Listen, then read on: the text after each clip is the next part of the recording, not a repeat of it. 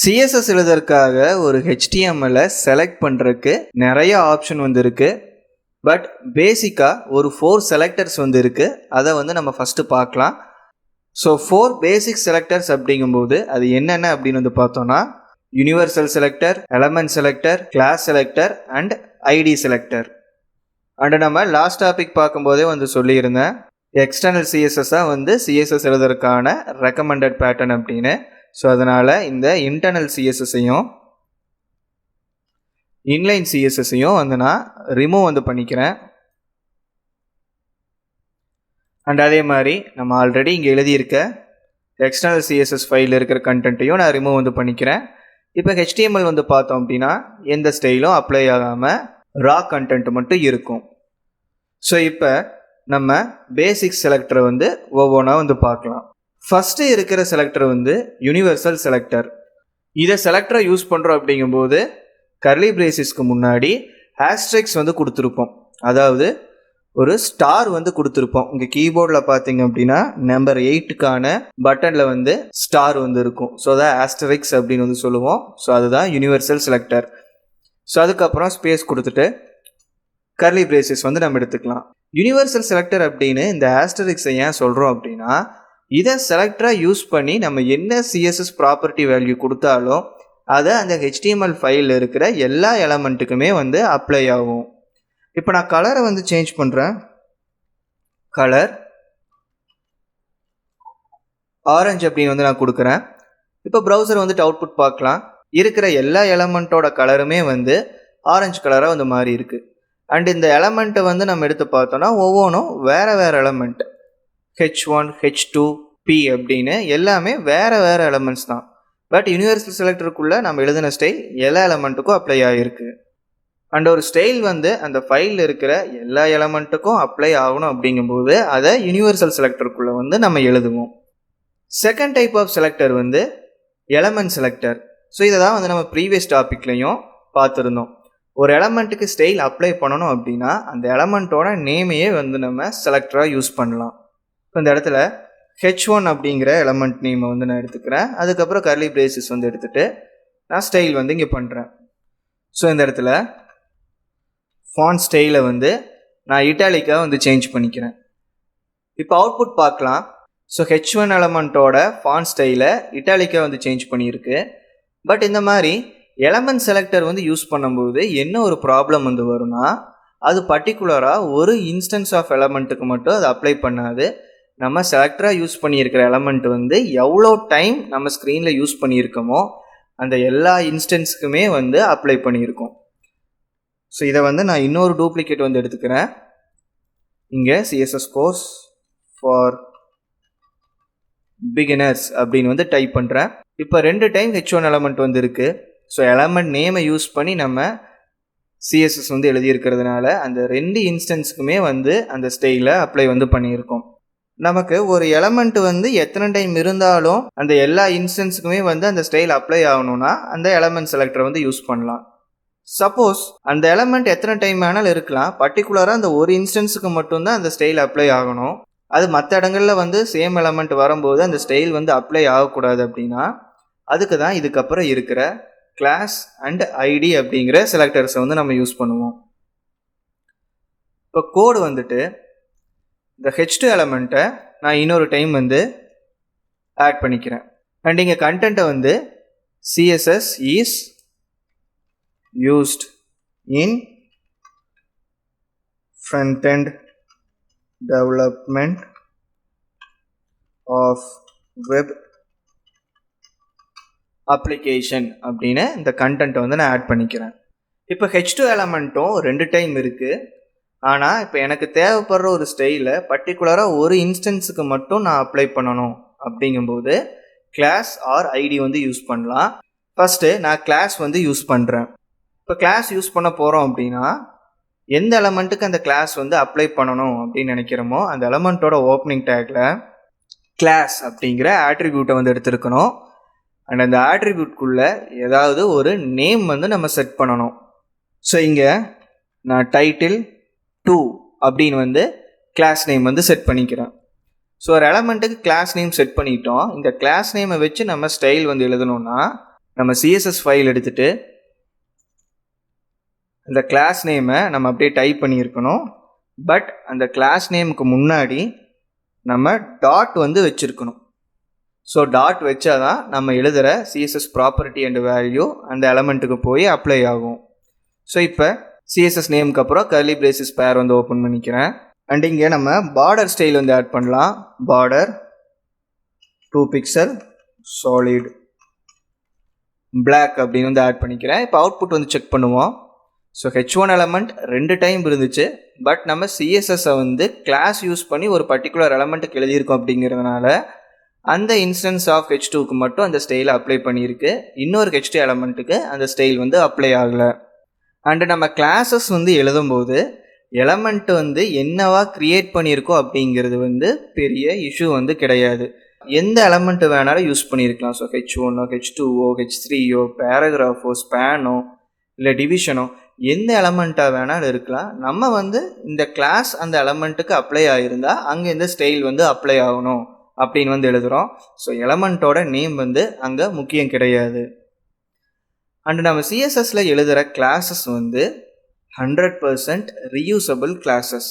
அதாவது நம்ம ஒரு கிளாஸ் வந்து எழுதுகிறோம், அந்த கிளாஸ்க்குள்ளே எழுதுகிற ப்ராப்பர்ட்டி வேல்யூ வந்து ஒரு எலமெண்ட்டுக்காக அப்ளை ஆகணும் அப்படின்னு அந்த கிளாஸை வந்து நம்ம எழுதியிருப்போம். பட் இன்னொரு எலமெண்ட்டுக்கும் சேம் ஸ்டைல் வந்து வேணும் அப்படின்னா அந்த கிளாஸை அப்படியே எடுத்து இன்னொரு எலமெண்ட்டுக்கு நம்ம அப்ளை வந்து பண்ணலாம். ஸோ இங்கே நான் இந்த பேராகிராஃப்க்கு அப்புறம் ஒரு ஸ்பேன் எலமெண்ட் வந்து நான் க்ரியேட் பண்ணுறேன். ஸோ இங்கே JavaScript அப்படிங்கிற டெக்ஸ்ட்டை வந்து ஆட் பண்ணிக்கிறேன். பட் எனக்கு இந்த H2 எலமெண்ட்டில் வந்த மாதிரியே பார்டர் வந்து இந்த ஸ்பேன் எலமெண்ட்டுக்கும் வந்து வரணும் அப்படின்னு வந்து நான் நினைக்கிறேன். ஸோ அப்போ என்ன பண்ணலான்னா சேம் கிளாஸை வந்து நான் இந்த ஸ்பேன் எலமெண்ட்டுக்கும் ஆட் பண்ணலாம். So class title 2. இப்போ அவுட்புட் வந்து செக் பண்ணுவோம். இப்போ இந்த ஸ்பேன் எலமெண்ட்டுக்கும் அந்த பார்டர் வந்து வந்திருக்கு. அண்ட் இன்னொரு சேஞ்சும் நோட் பண்ணியிருப்பீங்க அப்படின்னு நினைக்கிறேன். H2 எலமெண்ட்டுக்கு நம்ம பார்டர் ஆட் பண்ண போது அது left to right complete with வந்து எடுத்திருக்கு. பட் ஸ்பேன் எலமெண்ட் வந்து கண்டென்ட் இருக்கிற ஏரியாவை மட்டும்தான் வந்து எடுத்திருக்கு. ஸோ அதுக்கான காரணம் அந்த எலமெண்ட்டுக்கான நேச்சர் தான். ஸோ அதை நம்ம லேட்டரான் வர டாபிக்ஸில் வந்து பார்ப்போம். ஸோ எதனால இந்த ஸ்பேஸ் ஆக்குப்பை பண்ணுறது வந்து சேஞ்ச் ஆகுது அப்படின்னு வந்து பார்க்கலாம். ஸோ இப்போ நம்ம என்ன பார்த்துருக்கோம், கிளாஸஸ் வந்து ரீயூசபிள். ஒரு எலமெண்ட்டுக்கு எழுதுகிற கிளாஸ் ஸ்டைலிங் வந்து அப்படியே இன்னொரு எலமெண்ட்டுக்கு வந்து வேணும்னா அந்த கிளாஸ் எடுத்து அப்படியே யூஸ் பண்ணிக்கலாம். ஸோ இது மட்டும் இல்லாமல் ஒரு எலமெண்ட்டுக்கு மல்டிபிள் கிளாஸஸ் வந்து நம்ம ஆட் பண்ண முடியும். இப்போ இந்த 2 எலமெண்ட்டுக்கும் பார்டர் ஸ்டைல் சேமாக வரணும். அதனால் அதுக்குன்னு எழுதின கிளாஸை அந்த 2 எலமெண்ட்டுக்கும் அப்ளை வந்து பண்ணிக்கிட்டேன். பட் எனக்கு இந்த ஸ்பேன் எலமெண்ட்டோட ஃபாண்ட் சைஸை மட்டும் பெருசு பண்ணணும் அப்படிங்கும்போது அதுக்கு தனியாக ஒரு கிளாஸ் எழுதிட்டு இந்த ஸ்பேன் எலமெண்ட்டுக்கு மட்டும் அதை நான் ஆட் பண்ணிக்கலாம். ஸோ நான் இங்கே என்ன பண்ணுறேன்னா CSS ஃபைலை வந்து எடுத்துக்கிறேன். இங்கே டாட் கொடுத்துட்டு பிக் ஐஃபன் டெக்ஸ்ட் அப்படின்னு ஒரு கிளாஸ் நேம் வந்து செட் பண்ணிக்கிறேன். அண்ட் ஸ்பேஸ் கொடுத்துட்டு கர்லி பிரேசஸ் வந்து கொடுத்துட்டு ஃபாண்ட் சைஸை வந்து நான் சேஞ்ச் பண்ணுறேன். ஸோ ஃபாண்ட் ஐஃபன் சைஸ் 25 பிக்சல் அப்படின்னு ஃபாண்ட் சைஸை வந்து நான் செட் பண்ணிக்கிறேன். அண்ட் இங்கே பிக் ஐஃபன் டெக்ஸ்ட் அப்படின்னு ஒரு கிளாஸ் நேம் வந்து கொடுத்துருக்கேன். அண்ட் இந்த கிளாஸ் நேமை பார்க்கும்போது நான் 2 வேர்டாக வந்து கொடுத்துருப்பேன். ஒரு கிளாஸ் நேம் வந்து நம்ம க்ரியேட் பண்ணுறோம், அது 2 வேர்டாக இல்லை 3 வேர்டாக வந்து வரணும் அப்படின்னா இன்பிட்வீனில் ஸ்பேஸ் வந்து கொடுத்துடக்கூடாது. ஸோ அந்த வேர்ட்ஸ் எல்லாமே வந்து ஸ்பேஸ் கொடுத்து செப்பரேட் பண்ணுறதுக்கு பதிலாக ஐஃபன் வந்து கொடுத்து தான் செப்பரேட் பண்ணியிருக்கணும். ஸோ இது ரெண்டும் சேர்ந்து ஒரு சிங்கிள் கிளாஸ் நேமாக வந்து ஆக்ட் ஆகும். அண்ட் இப்போ இங்கே என்ன பண்ணுறேன்னா டாட் இல்லாமல் அந்த டெக்ஸ்ட்டை மட்டும் நான் காப்பி பண்ணிக்கிறேன். ஸோ கிளாஸ் நேமை மட்டும் காப்பி பண்ணிக்கிறேன். அதை இந்த ஸ்பேன் எலமெண்ட்டுக்கு நான் ஆட் பண்ண போகிறேன். ஸோ எப்படி ஆட் பண்ணலான்னா திரும்பவும் கிளாஸுங்கிற ஆட்ரிபியூட்டை நம்ம தனியாக க்ரியேட் பண்ண முடியாது. ஏன்னா ஒரு எலமெண்ட்டுக்கு ஒரு ஆட்ரிபியூட்டை நம்ம ஒரு டைம் தான் க்ரியேட் பண்ண முடியும். அப்புறம் எப்படி அந்த இன்னொரு கிளாஸ் நேமை வந்து ஆட் பண்ணுறதுன்னு பார்த்தா இந்த கிளாஸ் ஆட்ரிபியூட்குள்ளே ஃபஸ்ட்டு கிளாஸோட நேம் முடிஞ்சதுக்கப்புறம் ஒரு ஸ்பேஸ் கொடுத்துட்டு அதுக்கப்புறம் அடுத்த கிளாஸ் நேமை வந்து நம்ம ஆட் பண்ணிக்கலாம். ஸோ இந்த மாதிரி ஸ்பேஸ் கொடுத்து செப்பரேட் பண்ணி எத்தனை கிளாஸ் நேம்ஸை வேணாலும் எடுத்துக்கலாம். ஸோ அதனால தான் வந்து சொன்னேன், ஒரு கிளாஸ் நேமை வந்து 2 வேர்டு 3 வேர்டு வர மாதிரி வைக்கணும் அப்படின்னா இன்பிட்வீனில் ஸ்பேஸ் வந்து யூஸ் பண்ணியிருக்கக்கூடாது, ஐஃபன் தான் யூஸ் பண்ணணும் அப்படின்னு வந்து சொன்னேன். ஏன்னா இதை நம்ம ஸ்பேஸ் கொடுத்துட்டோம்னா இந்த பிக் அப்படிங்கிறத ஒரு தனி கிளாஸ் ஆகும், டெக்ஸ்ட் அப்படிங்கிறது தனி கிளாஸ் ஆகும், அது சர்ச் வந்து பண்ணும். பட் நம்ம என்ன பண்ணியிருக்கோம், ரெண்டும் சேர்ந்து ஒரு சிங்கிள் கிளாஸ் நேமாக ஃபார்ம் பண்ணுற மாதிரி செட் பண்ணியிருக்கோம். ஸோ அது கரெக்டாக வேலை செய்யணும் அப்படின்னா ஐஃபன்ஸ் தான் வந்து யூஸ் பண்ணியிருக்கணும். இப்போ அவுட்புட் வந்து பார்க்கலாம். இப்போ அந்த ஸ்பேன் எலமெண்ட்டுக்குள்ளே இருக்கிற கண்டென்ட்டோட ஃபாண்ட் சைஸை வந்து 25 பிக்சலாக வந்து சேஞ்ச் பண்ணியிருக்கு. அண்ட் அடுத்ததாக ஐடி அப்படிங்கிற செலக்டர் வந்து எப்படி யூஸ் பண்ணுறது அப்படின்னு வந்து பார்க்கலாம். இப்போ ஐடியை இந்த பேராகிராஃப் எலமெண்ட்டுக்கு வந்து ஆட் பண்ணுறேன். ஸோ ஐடி அப்படிங்கிற ஆட்ரிபியூட் வந்து க்ரியேட் பண்ணிக்கணும். அண்ட் எப்படி கிளாஸுக்கு வந்து ஒரு நேம் வச்சுமோ அதே மாதிரி ஐடிக்கும் வந்து நம்ம நேம் வந்து வச்சுக்கலாம். ஸோ ஃபஸ்ட் ஐஃபன் பேரா அப்படின்னு வந்து நான் வச்சுக்கிறேன். ஸோ கிளாஸோட நேம் வைக்கிற மாதிரியே தான் ஐடியோட நேமும் 2 வேர்டு 3 வேர்டு சேர்ந்து வரப்போகுதுன்னா ஐஃபன்ஸ் தான் இன்பிட்வீனில் யூஸ் பண்ணியிருக்கணும். அண்ட் இந்த நேமை வந்து காப்பி பண்ணிக்கிறேன். இதை நம்ம சிஎஸ்எஸ் ஃபைலில் எடுத்துகிட்டு வந்துட்டு ஸ்டைல் பண்ணணும். அப்படிங்கும்போது கிளாஸ் நேம்னா டாட் வந்து கொடுக்கணும்னு பார்த்தோம். ஐடி நேமுக்கு வந்து முன்னாடி ஹேஷ் வந்து கொடுத்துருக்கணும். ஹேஷ்க்கு அப்புறம் நம்ம அந்த ஐடிக்கான நேமை வந்து ஆட் பண்ணிக்கலாம். அண்ட் கர்லி பிரேசஸ் கொடுத்துட்டு என்ன ப்ராப்பர்ட்டி வேணுமோ அதை எழுதி அதுக்கான வேல்யூ வந்து கொடுத்துக்கலாம். ஸோ இந்த இடத்துல நான் பேக்ரவுண்ட் கலர் வந்து ஆட் பண்ணுறேன். Background colour aquamarine. இப்போ அவுட்புட் வந்து செக் பண்ணுவோம். இந்த பேராகிராஃப்க்கு வந்து பேக்ரவுண்ட் கலர் வந்து அக்வாமெரின் வந்து வந்திருக்கு. அண்டு ஃபாண்ட் வந்து அந்த பேக்ரவுண்ட் கலருக்கு ஏற்ற மாதிரி கான்ட்ராஸ்டாக வந்து இல்லை. ஸோ ஃபாண்ட்டோட கலரை வந்து நம்ம சேஞ்ச் பண்ணிக்குவோம். ஸோ கலர் ரெட் வந்து நான் கொடுக்குறேன். ஸோ இப்போ டெக்ஸ்ட் வந்து ரீடபுளாக வந்து இருக்குது. அண்டு நம்ம கிளாஸ் வந்து பார்த்தபோது ஒரு கிளாஸ் அப்படிங்கிறது ரீயூசபிள் தான். சேம் ஸ்டைல் இன்னொரு எலமெண்ட்டுக்கு தேவைன்னா அந்த கிளாஸ் நேம் எடுத்து அப்படியே யூஸ் பண்ணிக்கலாம் அப்படின்னு வந்து பார்த்தோம். பட் ஐடியை வந்து நம்ம ரீயூஸ் வந்து பண்ணக்கூடாது. ஸோ ஐடி வந்து ஒரு எலமெண்ட்டுக்கு யூனிக்காக வந்து இருக்கணும். அண்ட் அதே மாதிரி கிளாஸ் வந்து ஒரு எலமெண்ட்டுக்கு எவ்வளோ வேணாலும் அப்ளை பண்ணிக்கலாம் அப்படின்னு வந்து பார்த்தோம். பட் ஐடி அப்படிங்கிறது அந்த மாதிரி வந்து ஆக்ட் ஆகாது. ஒரு எலமெண்ட்டுக்கு வைக்கிற ஐடியை வந்து இன்னொரு எலமெண்ட்டுக்கு யூஸ் பண்ணக்கூடாது. அண்ட் அதே மாதிரி ஒரு எலமெண்ட்டுக்கு ஒரு ஐடி நேம் மட்டும்தான் வந்து இருக்கணும். இது ஏன் அந்த மாதிரி வந்து நம்ம மென்ஷன் பண்ணுறோன்னா, ஏன்னா ஐடி அப்படிங்கிறதே வந்து ஒரு யூனிக்கான ரெஃபரன்ஸ் தான். கிட்டத்தட்ட வந்து நம்ம பார்க்கும்போது நமக்கு ஸ்கூலில் காலேஜில் கொடுக்குற அட்மிஷன் நம்பர் மாதிரி தான். அது ஐடி அப்படின்னு தான் வந்து சொல்லுவோம். நம்ம அந்த ஸ்கூலில் இருந்தாலும் இல்லைனாலும் அந்த அட்மிஷன் நம்பர் வந்து இன்னொருத்தங்களுக்கு கொடுக்க மாட்டாங்க. ஸோ அந்த மாதிரி தான் வந்து நம்ம ஹெச்டிஎம்எல்லையும் ஒரு எலமெண்ட்டுக்கு வைக்கிற ஐடியை வந்து மெயின்டைன் வந்து பண்ணுவோம். அண்ட் இந்த ரீசன் மட்டும் இல்லாமல் இன்னொரு ரீசனும் வந்து இருக்குது. நம்ம யூசருக்கு இன்ட்ராக்டிவ்னஸ் வந்து ஜாவா ஸ்கிரிப்டை யூஸ் பண்ணி நம்ம வெப்சைட்டில் வந்து பண்ணுறோம். அப்படிங்கும்போது எலமெண்ட்டை ஜாவா ஸ்கிரிப்ட் மூலிமா செலக்ட் பண்ணுறக்கும் ஐடியை தான் வந்து மேக்ஸிமம் யூஸ் பண்ணுவோம். அண்டு நம்ம சிஎஸ்எஸ் எழுதுறதுக்காகவும் ஐடியை வந்து யூஸ் பண்ணுறோம். ஸோ ஒரு எலமெண்ட்டுக்கு மல்டிபிள் ஐடி நேம்ஸ் வந்து இருந்தது அப்படின்னா அது தேவையில்லாத கன்ஃபியூஷனை வந்து க்ரியேட் பண்ணோம். ஸோ அதனால் எப்பவுமே ஐடி அப்படிங்கிறத யூனிக்காக வந்து மெயின்டைன் பண்ணணும். ஸோ இப்போ இந்த 4 பேசிக் செலக்டரையும் எப்படி யூஸ் பண்ணுறது அப்படின்னு வந்து பார்த்தோம். அண்ட் இந்த 4மே காம்பினேஷனில் ஒர்க் ஆகும்போது அதில் ஒரு சின்ன சேஞ்ச் வந்து வரும். இப்போ நம்ம ஒவ்வொரு செலக்டருக்குள்ளேயும் வேறு வேறு ப்ராப்பர்ட்டியை வந்து யூஸ் பண்ணியிருக்கோம். நம்ம யூனிவர்சல் செலக்டரில் கலர் ப்ராப்பர்ட்டி கொடுத்துருக்கோம். எலமெண்ட் செலக்டரில் வந்து ஃபாண்ட் ஸ்டைல் கொடுத்துருக்கோம். கிளாஸில் வந்து பார்டர், ஃபாண்ட் சைஸ் இதெல்லாம் வந்து கொடுத்துருக்கோம். அண்ட் ஐடியில் பேக்ரவுண்ட் கலரும் வந்து கொடுத்துருக்கோம். இப்போ நான் எல்லா செலக்டரையும் யூஸ் பண்ணி ஒரே ப்ராப்பர்ட்டி வேல்யூவை எழுதி காட்டுறேன். அது எப்படி அப்ளை பண்ணுது அப்படின்னு வந்து பார்க்கலாம். இது எதுக்குன்னா எந்த செலக்டருக்கு வந்து ஹை இம்பார்ட்டன்ஸ் வந்து சிஎஸ்எஸில் இருக்குது அப்படின்னு வந்து நம்ம தெரிஞ்சுக்கிறதுக்காக. ஸோ இது எல்லாத்தையும் நான் ரிமூவ் வந்து பண்ணிக்கிறேன். அண்ட் ஹெச்டிஎம்எல் வந்து எடுத்துக்கிறேன். ஹெச்டிஎம்எல் எடுத்துகிட்டு இந்த கண்டென்ட் எல்லாம் நான் ரிமூவ் பண்ணிக்கிறேன். ரிமூவ் பண்ணிவிட்டு இந்த எலமெண்ட் எல்லாத்தையும் நான் H1 வந்து சேஞ்ச் பண்ணிக்கிறேன்.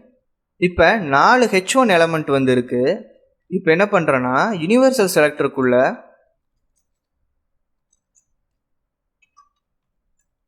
கலர் வந்து ஆட் பண்ணுறேன். அண்டு கலர் வந்து நான் ரெட் அப்படின்னு வந்து ஆட் பண்ணுறேன். இப்போ 4 H1 எலமெண்ட்டுக்குமே ரெட் கலர் வந்து அப்ளை ஆகிருக்கு. ஸோ H1 கிடையாது, எந்த எலமெண்ட் இருந்தாலும் அதுக்கு ரெட் கலர் வந்து அப்ளை ஆகிருக்கும். அண்ட் இங்கே H1 அப்படின்னு எலமெண்ட்டை செலக்ட் பண்ணிவிட்டு இதுக்கான கலரை வந்து நான் ஆட் பண்ணுறேன். இங்கே க்ரீன் அப்படின்னு வந்து நான் ஆட் பண்ணுறேன். இப்போ அவுட்புட் வந்து பார்த்தோன்னா எல்லா எலமெண்ட்டோட கலரும் க்ரீன் மாதிரி இருக்கும். ஏன்னா இங்கே H1 எலமெண்ட் மட்டும்தான் இருக்குது. அது எவ்வளோ டைம் இருந்தாலும் சரி அந்த எலமெண்ட்டை டைரெக்டாக செலக்ட் பண்ணி நம்ம ஸ்டைல் எழுதுகிறோம் அப்படின்னா அதுக்கான இம்பார்ட்டன்ஸ் வந்து யூனிவர்சல் செலக்டரை விட அதிகமாக வந்து இருக்கும். சேம் ப்ராப்பர்ட்டி ரெண்டுலேயும் இருக்குது அப்படின்னா எலமெண்ட் செலக்டருக்குள்ளே இருக்கிறதா வந்து வேலை செய்யும். இதுவே நம்ம H1 இல்லாமல் வேறு எலமெண்ட் வந்து நம்ம க்ரியேட் பண்ணுறோம். இப்போ பேராகிராஃப் எலமெண்ட் வந்து க்ரியேட் பண்ணுறேன். ஸோ இதில் லோரம் வந்து ஆட் பண்ணிக்கிறேன். ஸோ இதுக்கு ரெட் கலர் வந்து அப்ளை ஆகும். ஏன்னா இதுக்குன்னு ஸ்பெசிஃபிக் செலெக்ஷன் எதுவுமே இல்லை. ஸோ அதனால் யூனிவர்சல் செலக்டருக்குள்ளே இருக்கிற ஸ்டைல் வந்து அப்ளை ஆகிருக்கு. இப்போ நான் அடுத்து என்ன பண்ணுறேன்னா இந்த H1லேயே வந்து இந்த கிளாஸ் இருக்கிற இந்த எலமெண்ட்டுக்கு ஸ்டைலை வந்து நான் சேஞ்ச் பண்ணுறேன். Dot title to colour orange. இப்போ அவுட்புட் வந்து செக் பண்ணலாம். ஸோ கிளாஸ் ஆட் பண்ணி நம்ம கலர் சேஞ்ச் பண்ண எலமெண்ட்டுக்கு அந்த கிளாஸ் மூலிமா என்ன கலர் வேல்யூ கொடுத்துருக்கோமோ அது வந்து அப்ளை ஆகுது. ஏன்னா இப்போ ஒரு எலமெண்ட்டுக்கு கிளாஸ் எழுதிட்டோம் அப்படின்னா அதோட இம்பார்ட்டன்ஸ் வந்து யூனிவர்சல் செலக்டர் அண்டு எலமெண்ட் செலக்டரை விட அதிகமாக இருக்கும். இதுவே அதே எலமெண்ட்டுக்கு நான் ஐடி வந்து ஆட் பண்ணிக்கிறேன். ஐடி ஆட் பண்ணிவிட்டு மெயின் ஐஃபன் டைட்டில் அப்படின்னு ஐடி நேம் வந்து வச்சுக்கிறேன். அண்ட் இந்த ஐடி நேமை காப்பி பண்ணிவிட்டு இதுக்கான ஸ்டைல் வந்து எழுதலாம். ஸோ ஹேஷ் வந்து எடுத்துக்கிறேன் அண்ட் ஐடி நேம். இப்போ